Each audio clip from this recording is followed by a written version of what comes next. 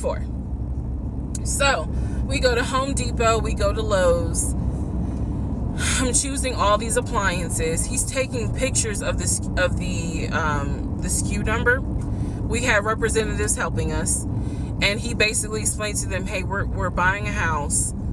We should be closing sometime in June. Can we order this stuff now? Can I put a hold on it? Like, what can we do? Because we're not ready for delivery. I stood there as the Home Depot rep said, we can hold it in our warehouse. Like, you can buy something and we can hold it. People do it all the time, especially with COVID. So I watched him pay. I want to say it was about it was either $350 or $500. I watched him pay a deposit on a whole new set of appliances for them, and they were going to hold it until we were ready for delivery. I watched this. So I was like, okay, good deal. Like, we got the appliances. Next, let's go to Rooms To Go and Ashley Furniture and find actual furniture. So we went all around Rooms To Go. We went to Ashley Furniture. We went to American Signature. And I saw all these things that I wanted. Again, he's taking pictures of it. He was like, I can go online and order it. I didn't think anything of it because, again, I just saw that we held the appliances. So I was like, okay, that's fine. So April turns into May. May 2020 comes. This is where things start to get a little interesting. May comes, and obviously we had not done inspection. And I'm asking him all the time, what's the deal with the house? He was like, oh, because of COVID, they're trying to get someone to do the inspection. But the guy that they had, it was always something. The guy they had caught COVID, so they're going to have to get somebody else. And he's like 15 houses backed up, so it'll be a while. So at this point in May, I know I look crazy. In this point in May of 2020, I started recording audio diaries. I don't know why. It was something just made me just start recording my thoughts in an audio diary, and I still have them. And I would save them by the date, and I would just start talking about what's on my mind. So I was like, I knew there was something was nagging me, like,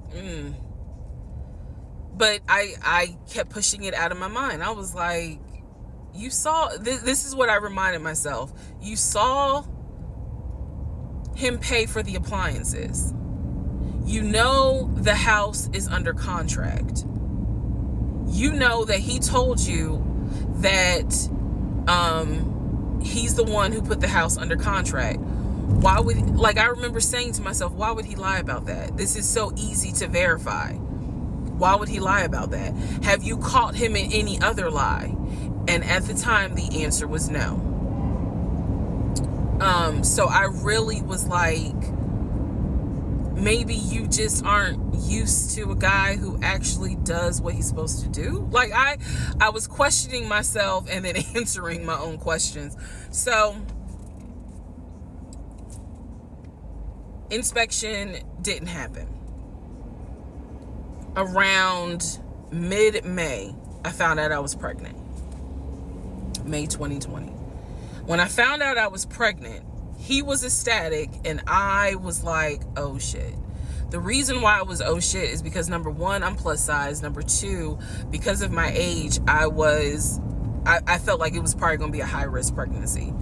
And I wasn't married. And that nagged. I cannot tell y'all how much it nagged me. There was a lot of internal struggle in between. My family didn't even know that he had moved in at this point. I told them, that I was pregnant, went to the doctor, everything looked good. But again, because it was COVID, he couldn't go in with me.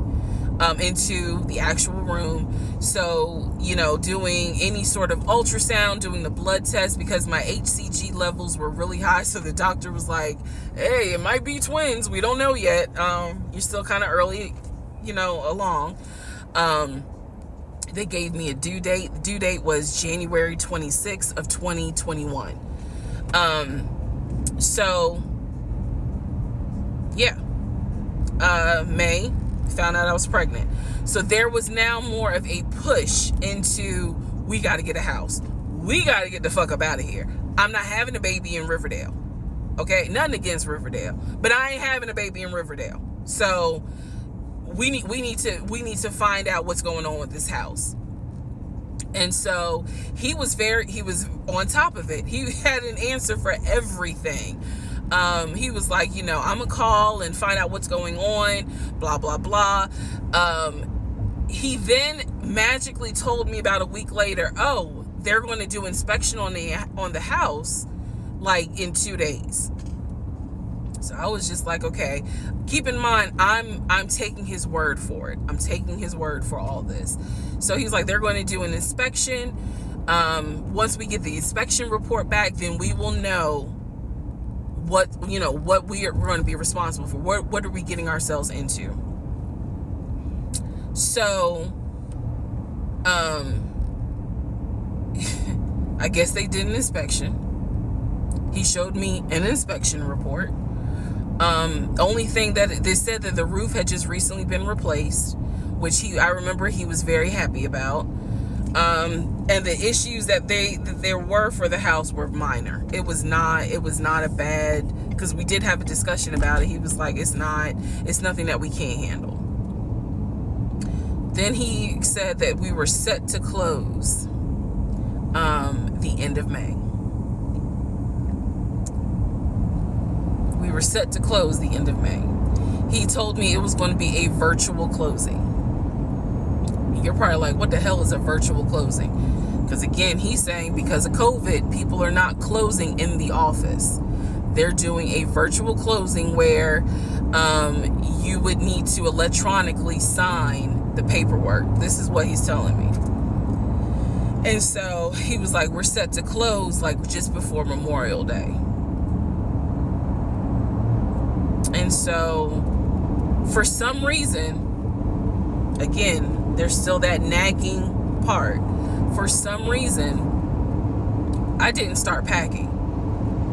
Anyone that knows me will tell you I hate moving. I've done it enough in my life. I hate moving. But I did not start packing up that house at all. I was just like, you know, I'm pregnant. My body was changing so fast that it was like I can barely keep my eyes open half the day.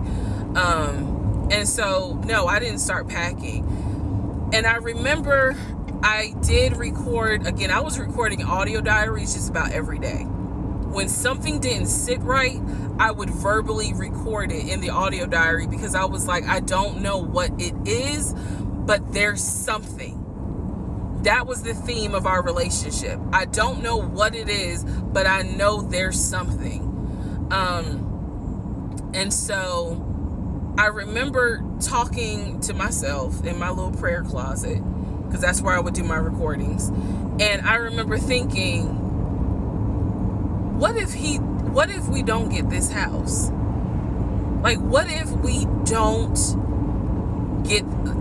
if he's lying? But again, there goes that thought process of, why would he lie about this? Like, who makes up that they're buying a house when in fact they're not? And then he's showing you all this paperwork. Like, come on, you can't be that jaded that you don't even believe what's in front of you.